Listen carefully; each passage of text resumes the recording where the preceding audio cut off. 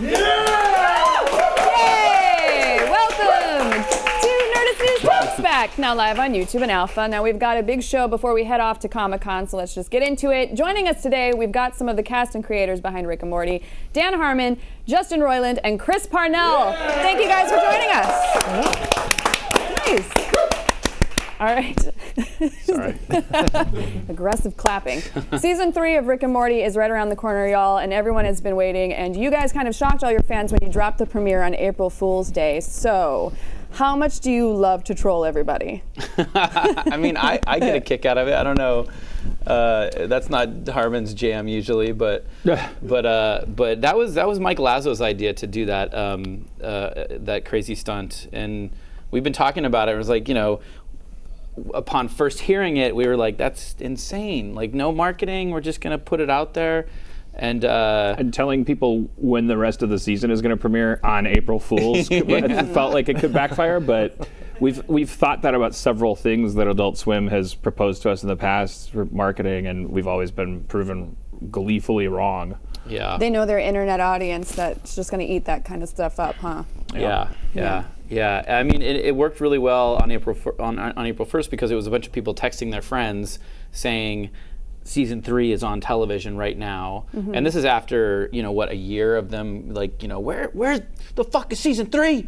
What the fuck's wrong with you people? We're just like, oh my God, they're so mad at us. We're only working as fast as we possibly can. But so to be able to watch them all text each other and not believe each other, and then slowly realize that it really is on, and it only really worked because we were able to keep such a lid on it. I think maybe 5 people total knew leading up to the day. I was able to pick one guy 5 minutes before the premiere and just say, what do you want me to do? You want me to wave a magic wand and make season 3 start airing? And he said yes, and I was like, fine, just this one time.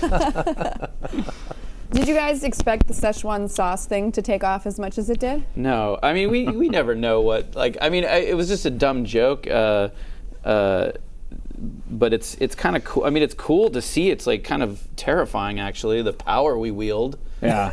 But because not even really a joke. It's kind of just making fun of Justin because that's one of many real things that he'll just go off on in the writer's room, and just insisting that there was this special Szechuan sauce that was the best in the world, and I think Ryan Ridley might have put it in the script. I can't remember who put it in, but then Justin at the end of the episode went back off on it. Yeah, in the booth, I was like, I gotta just bring this thing home. But yeah, it was really good. It was a delicious sauce, and is that actually true that it came out during Mulan? Yeah, '98, and I've been telling the story. Mysterious Crystal Pepsi. I think Harmon's maybe heard this even pre Rick and Morty days, because it's one of the 10 things that I talk about all the time. I was like, man, that sauce was so good. I wish they would bring it back. I remember reading that they brought it back for the Winter Olympics in Canada, whenever that was. That was forever ago. Wait, you're reading up on it? Well, I mean, I was online, and they were like, oh my God, they're talking about the Szechuan sauces being made in Canada for a limited time. And then I was calling all the McDonald's. This had to have been Szechuan sauce Google alert? Yeah, no, I mean, I don't remember how I found this out, but yeah, it was for real. And then I was calling all the McDonald's. I think this was in 2008 or 2009 or so, whenever the Winter Olympics in Canada, the last one. Yeah, and I was calling all the McDonald's, and they were like, what? No, I'm sorry. You originally told us, he originally said, they had this amazing sauce, but it was part of this movie, and the movie was racist, so they pulled the sauce. Well, the movie the sauce was racist. It was kind of a little. I mean, they were putting the McNuggets in Chinese food takeout boxes and chopsticks, and then the sauce. Oh my God, I do remember that with the chopsticks. Yes, yeah. I mean, you can find the commercial. I don't know if you guys are fans of the Angry Video Game Nerd, but his buddy Bootsy actually posted the commercial like 10 years ago on YouTube, and now all of a sudden it's got it had no views, and then all of a sudden now it's so you can watch the actual commercial for the Szechuan sauce on YouTube if you just search for it. But yeah, it was delicious, man. It was so delicious. Well, I can actually appreciate that obsession. I myself am really obsessed with Raising Cane's special sauce, so I get it. I get it. Okay. You should try Raising Cane. Raising Cane, the John Lithgow movie? No. It was part of a special promotion. It's this southern chain that all they serve is garlic I've bread been there before. and Is there one in Vegas? Oh, it just opened. Yeah, I've been to it. Yeah, Yep. I get it. I get it, dude. All right, If you're a demented killer, you need the sauce on John Lithgow. So Chris, this one's for you. Jerry had a rough end to the end of last season. So where is he at emotionally in this season, and what's his arc going to be like? He's not great. He's not in a great place. It's kind of dark. Which version do we even have now? I'm losing track. Yeah, well, I lost track immediately. He does have a fun adventure with Rick in one episode, which is nice for Jerry. But yeah, it's a dark season for him. Oh, again? I feel like he's always This one's darker. The darkest for Jerry. This one's bleaker. Okay, Yeah. I'm very curious to see how it turns out. All right, so it also looks like you have a superhero team called the Vindicators. Is that kind of your take on Avengers, or just pop culture with superheroes right now? Or I think it's like, all those sort of groups, I kept thinking about, oh man, I'm gonna blank on their names, but whatever, who cares? It's like there's a bunch of them. I mean, there could be Guardians of the Galaxy. It could be the X-Men, X-Files. What do they call those guys? Yeah, the X-File men. Damn it! What is the comic with the Inhumans coming to ABC? What's his name, like the Black Moon or something? Oh. Wait, what? No, they have a giant like space carrier, and it was on Vertigo, I think, and it's super old. B-Comp, you should know this. Black Moon, Black Knight. Oh man, come on! Someone must know what I'm talking about out there. I'm not giving enough detail. Anybody in chat that might know what we're talking about? Let us know. There was a girl character that came back as a baby. Yeah, I think Jenny Sparks. Authority. There you go. Okay. I was thinking about the Authority. That's what I was thinking about when we were doing. Sorry, boy, that was a long road.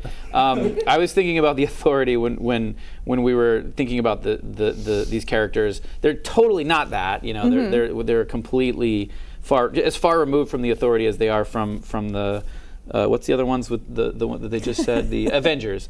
Yeah, these superheroes, I can't keep track of them all. There's a lot. I'm not a big superhero fella. You're pulling out some interesting Authority. titles, I read a lot of the Authority because I thought it was a really cool take on the genre. They did some very forward-thinking stuff in that comic, so that was one I actually really got into. But like the legacy stuff, like the stuff that's been around for 10, 20, 90 years, yeah. I don't know why, but I can't. I have this weird feeling like there's too much stuff for me to know, or I need to know too much to really like appreciate this fully or something. I don't know. Well, no, the 1920s was considered the golden age of comics. Yeah. I think that was the first appearance of Henry and his magical crayon. I'm pretty sure. It's crazy that he became Batman. I know. Not a lot of people know that. People know that he was just a detective that wore a funny hat for a while, but people don't know before that. Before Detective Comics #1, mm-hmm. Batman was a little kid with a magic crayon. Yeah, and a weirdly shaped head. Aw, poor Batman. He's got it rough, actually. Batman? Batman does. Yeah, I mean, I'm waiting for He's also kind of a dick, in my personal opinion. You think? But that's a whole separate conversation for a different I can't time. wait for the Penny Plunderer to make a big appearance in the next giant Batman flick. The Penny Plunderer. I always said that it would be great if they did a final Batman movie that at the very end of it, Alfred would say, "By the way, my parents got killed too. I just just never mention it. Too busy washing your skid marks." Oh, nice. Well, so then, I'm moving along. How is Mr. Poopy Butthole? No, just kidding. That's the next one. What is your average day to day working on? Like an episode, other than talking about Sichuan sauce for I mean, it changes throughout the course of the season because in the very beginning it's just writing, like we're just in the room. Like every idea, you just slam it down on a piece of paper just to have it, kind of thing. Yeah. We're just generating ideas, breaking story. That's all we have to worry about. And then at a certain point, production kicks in, and that's when we've got a certain number of scripts ready to go to record. So then we start recording them, editing the audio, and then it becomes this crazy water wheel. So in the middle of the season, it's just everything's happening at once. There's writing, story breaking, outlines being written and turned in, scripts being locked, records happening, storyboards being launched, thumbnails coming in, notes being given on those, going back out to board, getting final storyboards, then they go into animatic, and it's madness in the middle, you know, like when it's all happening at once, it's a flurry of insanity. But and then as it tapers off, it just kind of, when the writing's done, then it kind of just becomes post. So now we're just getting color animation back, making the final sort of polish on that stuff, tweaking things, punching things up if we can, where we can, and that sort of encompasses the whole thing from soup to nuts, I feel like. But do you guys know roughly when you're starting off how the series is going to end, or do you kind of go in and just follow the flow and see where the work takes you and kind of wrap it up that way? We ask ourselves at the beginning of the season, is there anything like that we should be thinking about? Are there do we want to have any major things? So for instance, this season we said the one thing that let's allow to be a serialized kind of concept is that let's hold true to the idea that Beth and Jerry separate. Yeah. But other than that, no. We because we figure those things are best when they kind of happen organically. Chris, how long do you know what's going on with your character while they're planning out the series? Well, is it kind of just it depends. I mean, they might say something to me in an early record session about how things are going to play out, or they might tell me like at last year's Comic-Con or something. But yeah, I don't know that much in advance, and then I know it really when I get the script. So, yeah. And a lot of times we don't even know. It's a surprise. We're like, surprise, this is how this is going to end. But for season 4, you should start learning Mandarin. That's the only thing that we can tell you right now. Okay, that's awesome. Well, let's go back to skid marks. So what's going on with Mr. Poopy Butthole? I mean, last we saw him, he was popping pills and still recovering from being shot. Yeah. Is he going to come back seeking vengeance? Has he really forgiven her? I think he's carving his own path. He's we don't really know what he's up to, but I'm sure it's good stuff. I'm sure he's got a lot of. I would like to think that he's recovering well. And he's doing good things with his life. That's what I'd like to think. I'd like to hope, anyways. I don't know if he's harboring any ill will. I think it's healthy to let go of those sorts of things. I was upset to see him tweet that he was giving his cat away after only 4 years, and then the animal shelter that he got it from wrote that letter that said that the cat was not aggressive. Yeah. We're never going to let Poopy Butthole stop having it. What is he exactly? I always kind of just assumed he was a banana, which could still. I've heard breadstick. He does. I remember Justin drew him on the whiteboard, said, no, he'll look like this, and then we were just cracking up and going, yes, okay, got it. And but then I remember Lazo from Adult Swim asking on the speakerphone after reading the script, was like, so what is Mr. Poopy Butthole going to look like? And we're like, he's just going to look kind of special and like I remember he had like I think, concern about him. Well, yeah, because you read that name and you're like, well, that's not going to be like.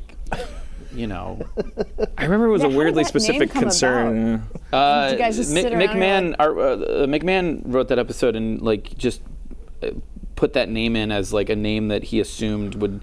He was channeling what he thought I would just put in a script. That's all of it. Like half of the names in Rick and Morty are the names Justin comes up with, and then the other half are us trying to make fun of Justin's names so much but then it backfires because Justin's like, that's great. But that's like the third guy to be named Fleeb Fleeb. Yeah, but I love it. and then the episode comes out and everyone's like, Fleeb Fleeb forever, and you're like, yeah, I overthink things. Chris, this one's for you. How does Jerry stand out from other characters that you've played before? I think he's the most pathetic. I think he's kind of the saddest, most uninteresting as a person. He works in the context of the show, obviously, but yeah, I mean, he's. His heart's so in the right place. It is. He means well generally, but yeah, he's kind of. I feel like he's a good person, but just easy to step on. Yeah. We always used to call him the Charlie Brown character in season 1. I feel like that's sort of how we thought of him.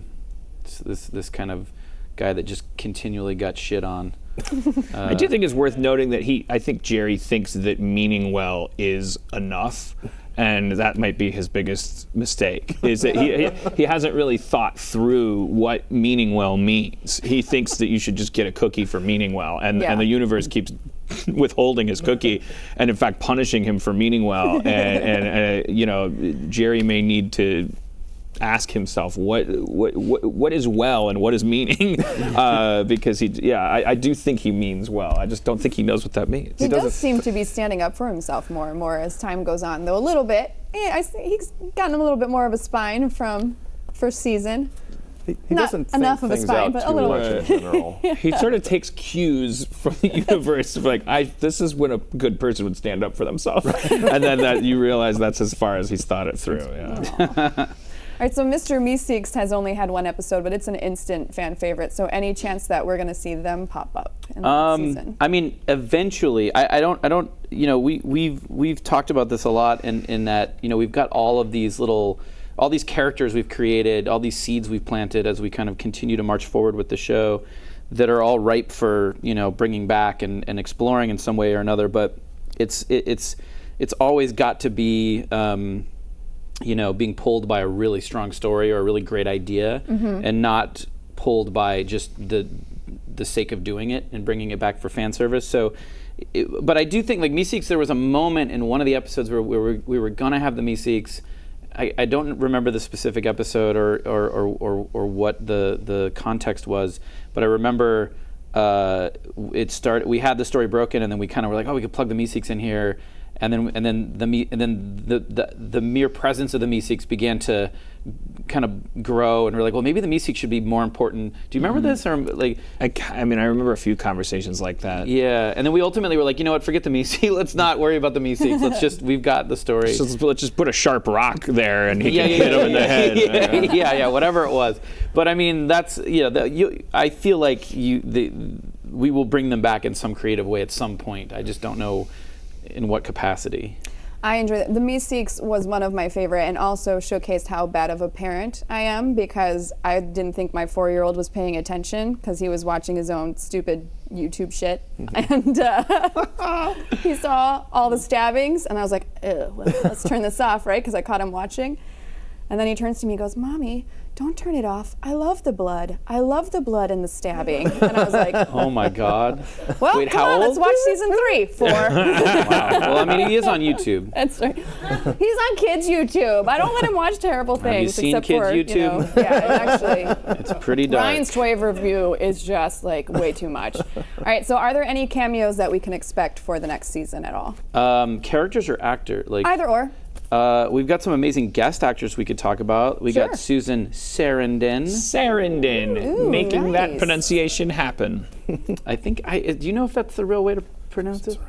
Susan Sarandon. I think Sarandon. I think Sarandon too, but anyways, Sarandon. We'll go way off in the weeds for an hour on that. You blue pillars have been saying Sarandon. In reality, she is Susan Sarandon. But she's like Gal Gadot. Which one is it? Yeah, it's the one you want it to be. And like how they changed the game on poinsettias, like. What have they been changed to? They were poinsettias for a while. Oh, really? And as far as I'm concerned. Yeah, they're and also Parmesan is now Parmesan. Did you know that? No, it's not. Yeah. You're trolling me now. I swear, No. Parmesan. I don't believe Look that. it up. Quick, somebody look that up. But yeah, so Susan Sarandon or Sarandon. Christian Slater, Danny Trejo, Joel McHale, Peter Serafinowicz, Gillian Jacobs, Bill Cosby. No, I'm just kidding. Just kidding. You guys got a fair amount of people, though. Yeah, and I know we're forgetting a few. Yeah, we got some amazing people this season. It's really, really cool. And then in regards to like actual characters that make reappearances, there's only one that I'll say. Okay. And it's a big one, and it's a huge part of the season. Gearhead. Yay, Gearhead's coming back. You loved him. No one's ever like Gearhead's like of all the characters we've created, I feel like he's the least asked for to come back. At least I haven't heard anyone go, bring back Gearhead. Oh. It's like Crumbopulous Michael, Snowball, the Meeseeks. I've even heard Aberdolf Linkler and he just needs his moment to shine. We keep it bringing might be Gearhead season back. 3. So yeah. rumor has it that there is actually a secret that you tell the writers that you refuse to mention to anybody else. And that's fine. I don't need you to tell us the secret, or, I mean, if you want to tell me the secret, I'm down. But can you give us a hint at what it might be? I don't even know what this is. That might have been me saying, when we talk about fan theories and stuff, I always tell the story of how when we started season 1, we had a conversation where we said, should we have a secret? Okay. And we decided on one that I was pretty excited about. And for many episodes, I did make sure that secret was possible. Yes. But then there was a point when, and it was very quickly, and it was several people on Reddit just, that was one of Instantly many picked it fan up. theories of like, what about this? I was like, let's not have secrets. We more just have Schrodinger's possibilities of what I've been saying as we've been doing press for this season, because I'm so proud of myself for coming up with this. If you ask your parents if you're going to the zoo and they say we're not sure yet, they're bad parents. If you ask your showrunner, that's good show running, because what they're actually doing is keeping the show healthy and evergreen, and only making that decision canon the very moment it has to be. Yeah. So like one example would be, what does C-137 mean when we refer to Rick C-137? Is the Council of Ricks tagging Rick genetically? Are they referring to his timeline? There's a million fan theories that make use of the ambiguity there. It may be disappointing to you if we were to say, we're not sure yet. Yeah. We do, however, talk about it all the time. It's just that why would we make a decision 5 episodes ahead of time? It's like we or even a season or 2. I mean, we don't necessarily need to dive into that. We keep 5 to 50 possibilities on the table, and then the moment it becomes canon, it's canon. Yeah. Gotcha. Well, that makes sense. That's a good way to approach it. That way you don't lock yourself in a corner ahead of time. The important thing about that answer is that it's because I think both Justin and I both dread those moments when the most thoughtful of fans, the most hardcore, intelligent fans, the ones who have these crazy theories, they say things like, settle a bet for me, settle an argument that we're having right now between 2 factions. And that's a huge nightmare for us. We don't want to crush anybody's theories. We want everyone to lose their money. Well, also just let everyone's theories be true until they're not. In your wildest dreams, you should never have a show that where people were thinking about it that much. And so the last thing we want to do is say that it doesn't matter, or that one thing is true over the other until it needs to be. I will say though that Rick's portal gun, the green stuff in there, it's all midichlorians. Ooh, filled with midichlorians. exclusive. So that's canon. I'm just being stupid. All right, so speaking of fans, you guys have a rabid fan base, and we've got a couple questions from them. So first thing, Logan Bond asks, what kind of pickle is Pickle Rick? I think he's looking like a Vlasic to me. I think this might be one that we want to put in the bucket of, you know what? Vagueness. We're not going to let you know. Have arguments with your friends. Inspect the shape of the pickle, the size of the pickle. I'm going to throw it out there that I think it's a Vlasic, a Vlasic style pickle. So you're a Vlasician. Definitely a dill. I'm a Vlasician. So you don't think it's just some, like small mom and pop, pickle stand? Well, I mean, I was looking at that too, but the skin seems a little dark, so it's probably been sitting in the brine for a while. And those mom and pop shops, the skin's a little lighter because they're a little fresher and still has that cucumber taste. Okay. So that's how my theory goes down. I really like pickles, you guys. And you got a hell out of pickles. I got a thing. All right, so this one's from Sydney Raz. How long does it take to come up with new characters a la Mr. Poopy Butthole, Mr. Meeseeks, etc.? And how do you end up, well, we kind of already asked that one, how you end up with the names, but it's kind of like a 50-50 split between what you come up with. I feel like coming up with them is sort of sometimes instantaneous. Or Let's come up with 10 characters right now. Oh God. Mr. Schwam Schwam. Googles. The Florimordians. Cherry the pineapple. Garana. Philip the Phillips. Rocket. Oh, boy. You just keep repeating the I same know. thing. Listen, this is what happens in the writers' room, and then we use them all. Duck feet. Duck arm. All right, I'm just gonna His enemy. I'm just gonna move on. Featherhead. A guy with next- feathers for heads. The next one we've got is from DeMarco Draws. What exactly is in Risk's flask? Just liquor, whiskey, rum, or something that he's brewed himself?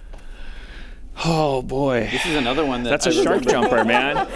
picked all the hard ones. In the end of 301, he says he misses beer because he's been in prison so long. I don't think he puts beer in his flask. Then he says, "Where's the vodka?" Yeah. Does he also miss vodka, or is vodka what's in his flask? If it were me, there'd be vodka in his flask. Yeah. It's older. I actually, at this point, me as well. I switched over from the darks. I was a Hennessy guy for a long time. Now I'm the clears. Vodka is the high-functioning alcoholic's choice. It's Yeah. odorless. You can walk I down was the gonna hall say and he work. Joan Crawford's it. Yeah.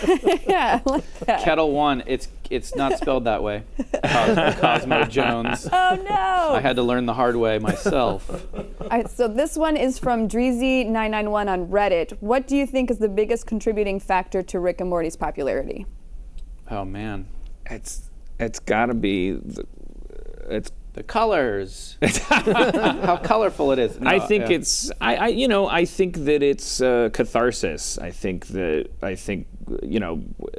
seems like going to the place that we're all scared of in saying, yeah, that is scary, and then following that with a joke is like in high demand right now. Mm-hmm. I don't think that we're reacting to the times we're in currently the way we did the Depression, for instance, when we were like, show me a musical and tell me flying is possible if I believe.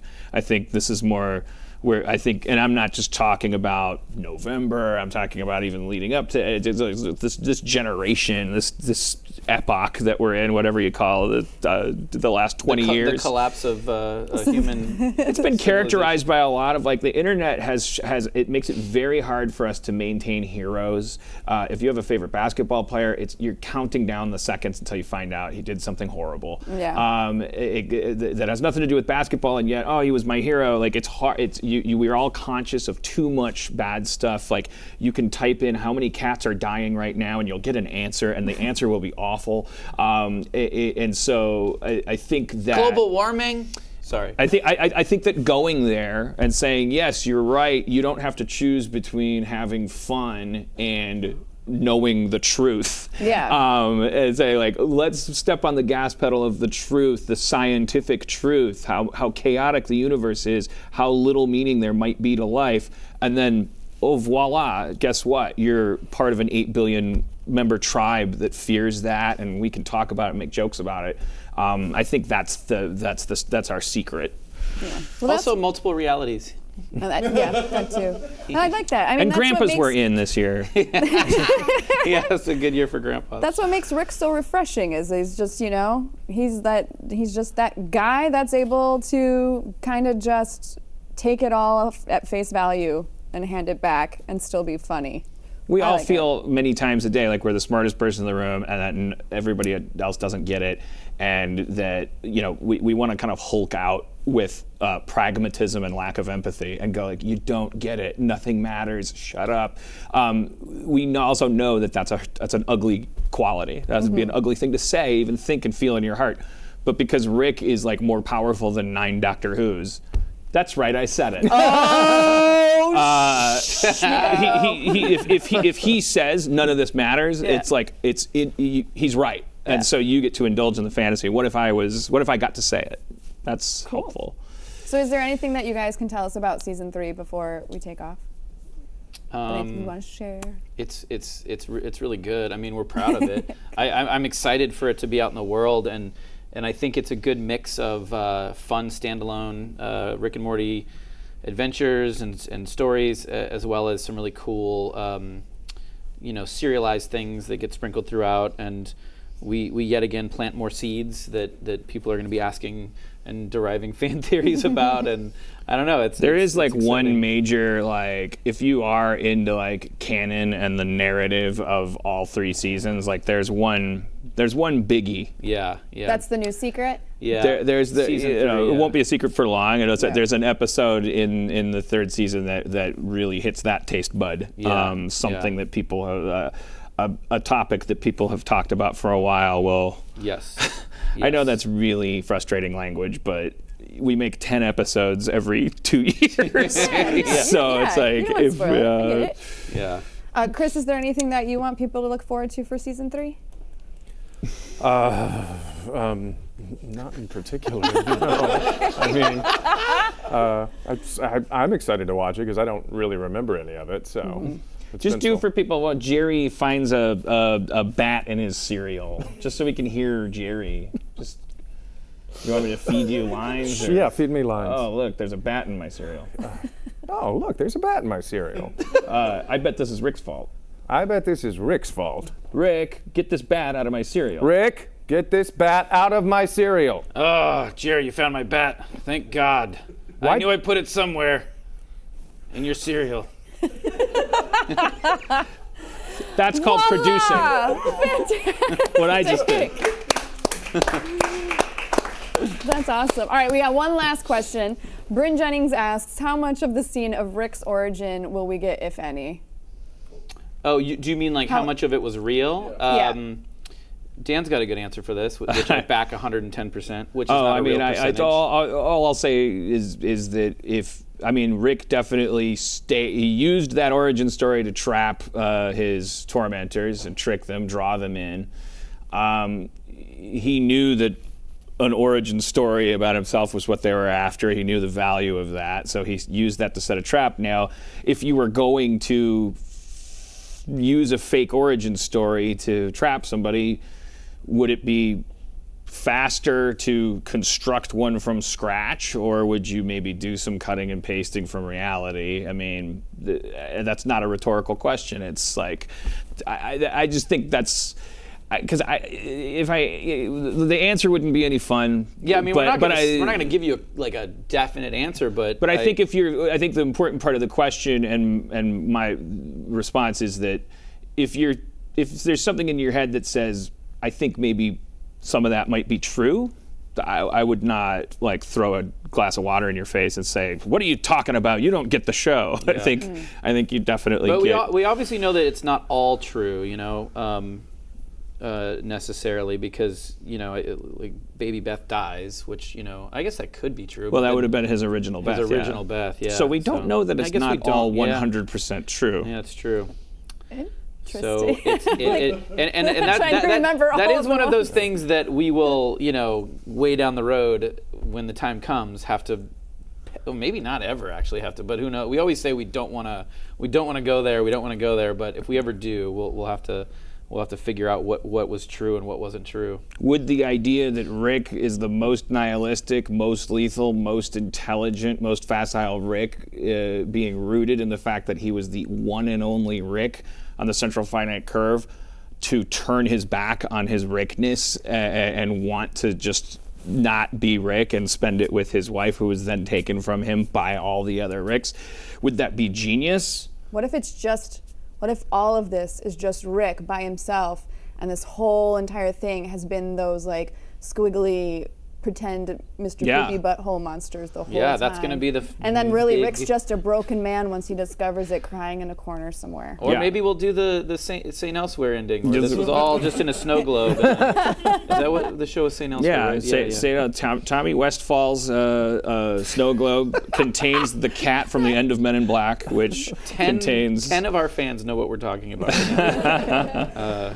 Awesome. Well, you guys can check out the new season of Rick and Morty on Sunday, July 30th at 11:30 p.m. on Adult Swim. Thank you guys for joining us and taking the time right before Comic-Con, because I know you're super busy. Absolutely. And we'll see you guys there, actually. Awesome. So that's fantastic. That is it for today's Talks Back. Be sure to watch today's Nerdist News, because we're breaking down Justice League's villain. We will be dark for the rest of the week because we're going to be at San Diego Comic-Con. I'm not saying baby. Baby! Fine, I said it. Come say hi. We have a Bizarre States panel on Sunday from 1 to 2 p.m. at room 6A. We'll be back on Monday for an all-new Talks Back, All Kings Considered edition at 1 p.m. PST Live on YouTube and Alpha. We will see you guys later. Bye.